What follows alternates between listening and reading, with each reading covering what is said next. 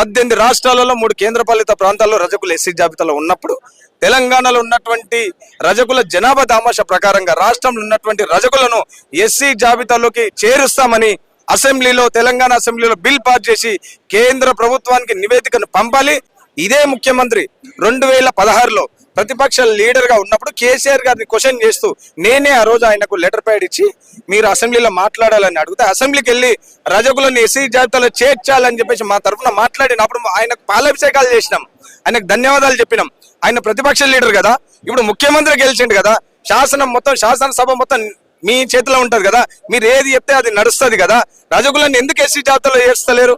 ఆ రోజు క్వశ్చన్ చేసినప్పుడు ప్రతిపక్షంలో ఉన్నారు, ఈ రోజు అధికార పక్షంలో ఉండి ఎందుకు చేస్తలేరు? రేవంత్ రెడ్డి గారికి నేను ప్రశ్నిస్తా ఉన్నా. రజకుల చిరకాల కోరిక, రజకుల వాంఛ ఏదైతే ఎస్సీ జాబితాలో చేర్చిన తర్వాతనే రజకులు మిమ్మల్ని మాకు న్యాయం చేసిన వాళ్ళు అంటారు.